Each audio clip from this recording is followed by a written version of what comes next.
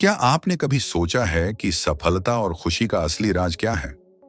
पढ़ाई और मेहनत के साथ साथ एक और चीज जो जीवन में बदलाव लाती है, वह है भावनात्मक बुद्धिमत्ता यानी इमोशनल इंटेलिजेंस। ये वह क्षमता है जो हमें अपनी और दूसरों की भावनाओं को समझने और संतुलन बनाए रखने में मदद करती है। इस वीडियो में हम जानेंगे कि भावनात्मक बुद्धिमत्ता कैसे आपकी सोच को सकारात्मक और जीवन को खुशहाल बना सकती है।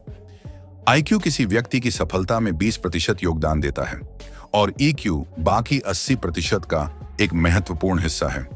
इसलिए आपकी सफलता के लिए इस इमोशनल कोटिएंट का पता लगाना बहुत जरूरी है। गोलेमन यहां अपनी किताब इमोशनल इंटेलिजेंस के साथ मदद करने के लिए है, जो इमोशनल इंटेलिजेंस को समझने के लिए डेडिकेटेड है और साथ ही यह बताने के लिए कि आप अपने फायदे के लिए इसका उपयोग कैसे कर सकते हैं।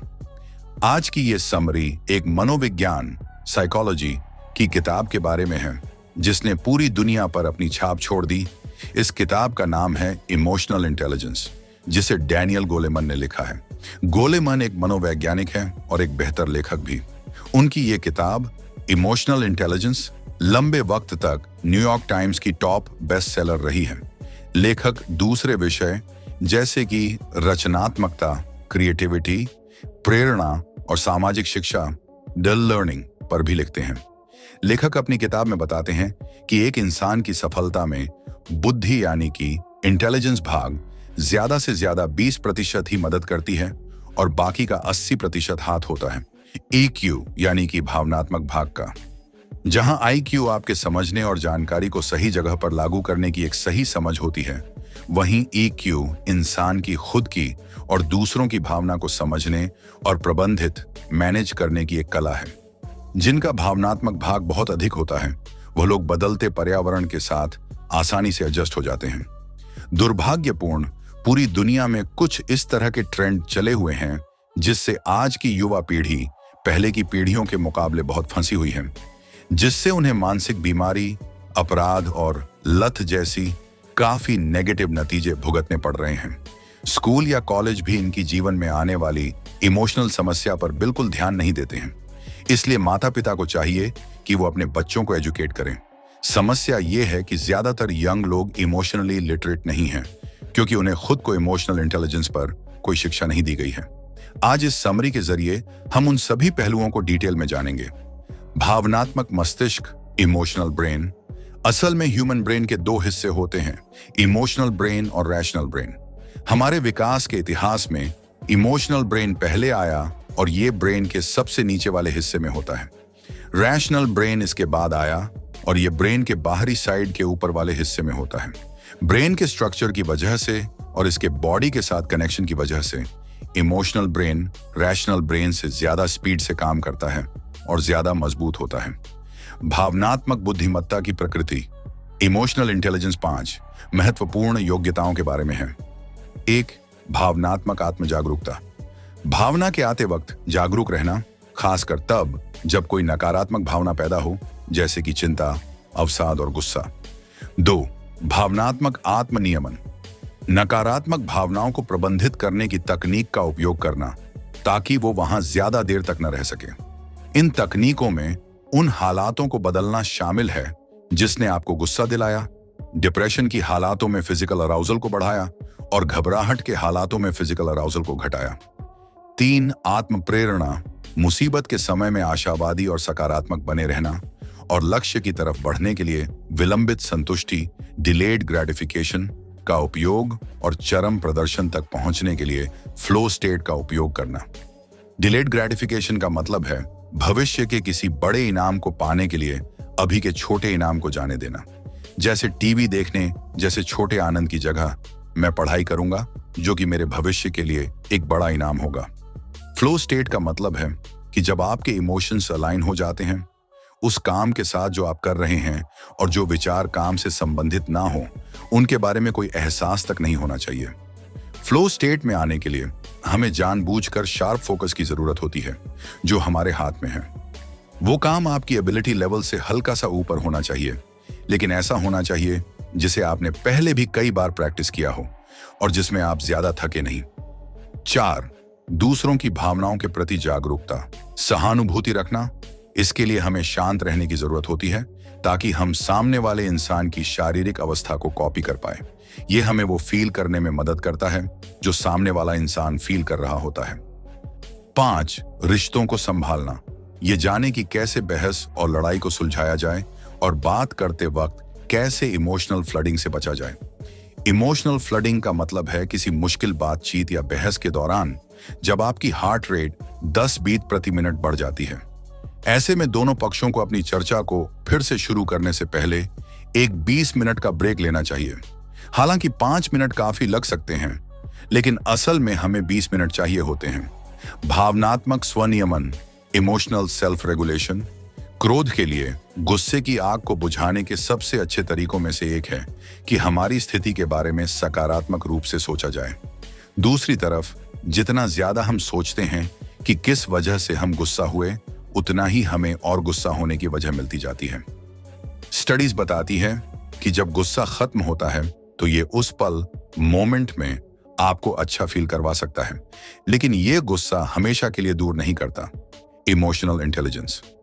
डिप्रेशन के लिए डिप्रेशन एक लो अराउजल स्टेट है, इसीलिए इसमें एक्सरसाइज मूड को अच्छा करने में मदद कर सकती है, जबकि रिलैक्स करने से ये और बढ़ा सकता है। डिप्रेशन कम करने की और तकनीक में से एक है कि आप नीचे की ओर तुलना करें, यानी कि खुद को अपने से कमतर लोगों के साथ तुलना करें। तीसरा तरीका इसका यह है कि हम लोगों की मदद करें। यह हमें गुस्से के बारे में लगातार सोचने के बजाय दूसरों की प्रॉब्लम पर फोकस करवाता है और हम उनकी हेल्प करते हुए अच्छा महसूस करते हैं। एंग्जाइटी के लिए एंग्जाइटी यानी कि घबराहट एक हाई अराउजल स्टेट है, तो यहाँ रिलैक्सेशन तकनीक मदद करती है, जबकि एक्सरसाइज यहाँ पर काम खराब कर देती है। परेशान लोग अपनी पढ़ाई और जॉब में अच्छा नहीं कर पाते, हालांकि लोग अच्छा भी परफॉर्म करते हैं जब एक नॉर्मल एंग्जाइटी होती है। अगर चिंता बहुत कम है तो इसके लिए कुछ नहीं करें, लेकिन अगर चिंता ज्यादा है तब आपका मेंटली किसी चीज पर फोकस करना मुश्किल हो जाता है। दोनों के बीच में होता है स्वीट स्पॉट। भावनात्मक बुद्धिमत्ता का इस्तेमाल। विवाह में भावनात्मक बुद्धिमत्ता तलाक की दर बढ़ रही है। 1950 में 30% से 1990 में ये प्रतिशत 67% हो चुका है। कोई खास मुद्दा शादी को खत्म नहीं करता है। ये ऐसा है कि कैसे कपल एक दूसरे से डिसएग्री करते हैं और डिस्कस करते हैं, वो मायने रखता है। यहां हमें अगले की बुराई और बीच में एक दीवार खड़ी करने से बचना है। अक्सर ये होता है कि पत्नी ऐसी शिकायत करती है जिसके बारे में पति को लगता है कि ये कोई बड़ी बात नहीं है और वो कुछ एक्शन नहीं लेते हैं। आखिर में पत्नी बुराई करते करते पति के किरदार पर ही उंगली उठाने लगती है। जैसे पत्नी कह सकती है, तुम कभी मेरी बात पर विचार नहीं करते, बजाय कि अभी जो तुमने किया उससे मुझे लगता है कि तुम्हें मुझे लेकर कोई फर्क नहीं पड़ता। जब पति अपनी बुराई फेस करता है तो वो इमोशनली बह जाता है और उससे डील करने के लिए वो अपने और अपनी पत्नी के बीच एक दीवार खड़ी कर देता है, क्योंकि ये पुरुषों के एवोल्यूशन के समय से चला आ रहा, यही उनका डिफेंस मैकेनिज्म है। जैसे कि वो बिल्कुल इमोशनलेस हो जाएंगे या अपनी पत्नी को पूरा इग्नोर करेंगे। इस तरह का व्यवहार पत्नी को मजबूर कर देते हैं कि वो और ज्यादा झगड़ा और बुराई करें और इस तरह दीवार बढ़ती जाती है। और अगर ऐसा होना बढ़ता जाता है तो ये रिश्ते को तलाक की तरफ ले जाता है। इसका समाधान छिपा है इमोशनल इंटेलिजेंस में। इसका मेथड यूज करके बात करते समय कपल्स इमोशनल फ्लडिंग से बच सकते हैं, लेकिन रिश्ते को अच्छे से हैंडल करने के लिए हर व्यक्ति को अगले व्यक्ति की भावनाओं से अवगत रहने की जरूरत है और ऐसा करने के लिए उनको मनोवैज्ञानिक शांत रहने की जरूरत होगी। ये मुश्किल बातचीत आखिर में दोनों व्यक्ति को मनोवैज्ञानिक रूप से उत्साहित करते हैं, इसीलिए उनको सेल्फ अवेयर रहने की जरूरत है। हम देख सकते हैं कि किस तरह इमोशनल इंटेलिजेंस मैरिज को बनाए रखने के लिए कितना जरूरी है।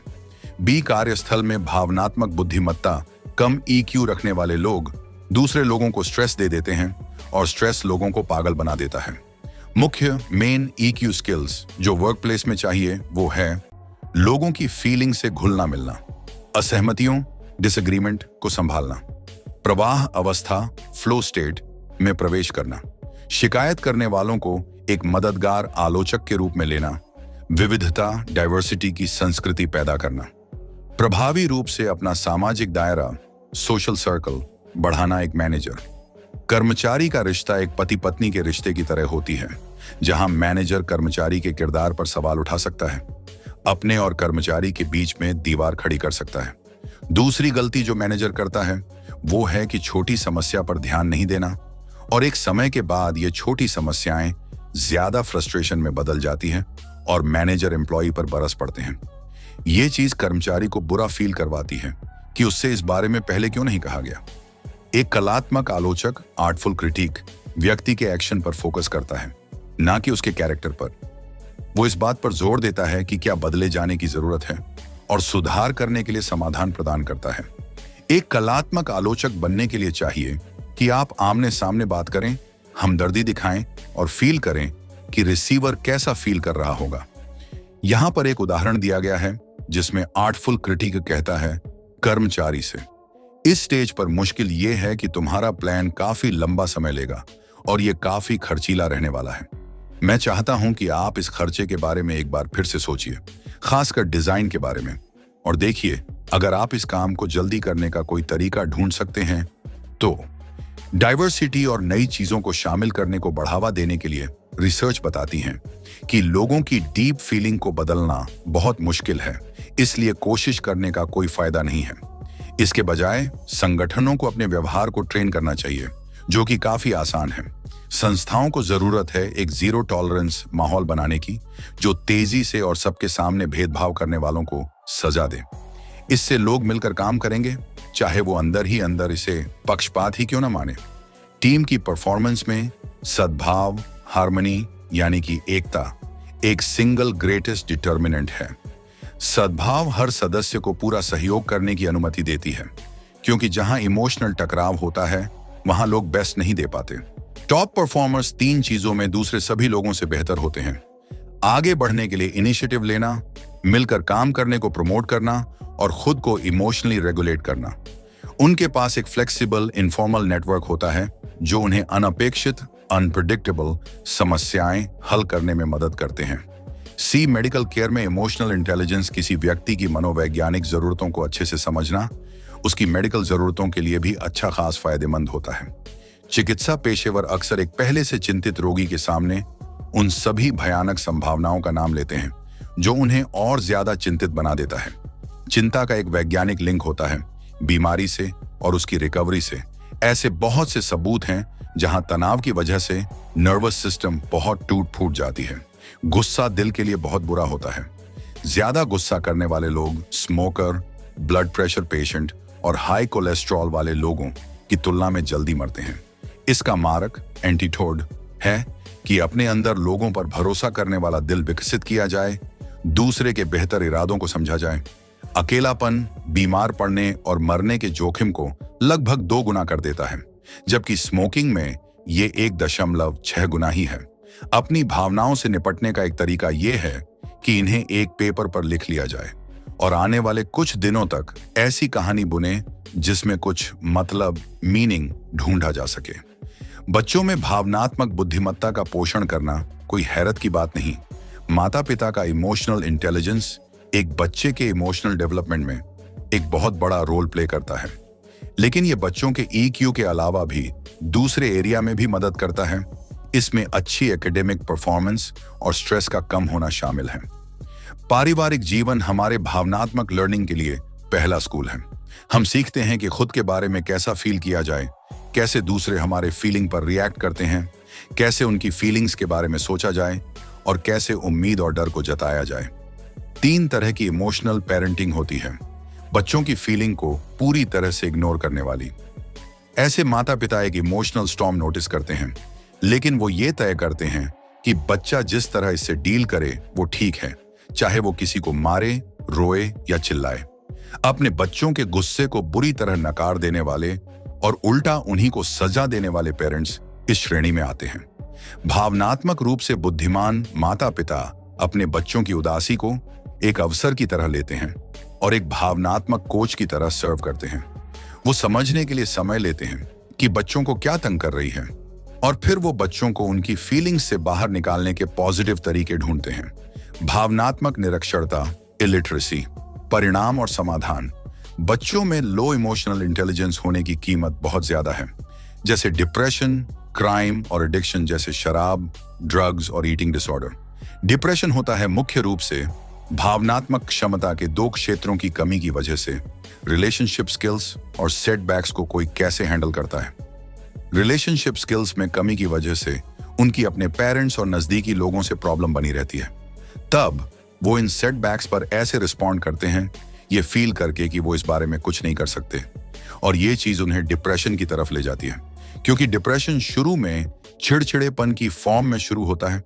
खासकर पेरेंट्स के मामले में लोग भी ऐसे डिप्रेस्ड पर्सन से घुलना मिलना पसंद नहीं करते, और ये एक स्पाइरल की तरह उसे और नीचे ले जाता है, तर्क और अलगाव की तरफ।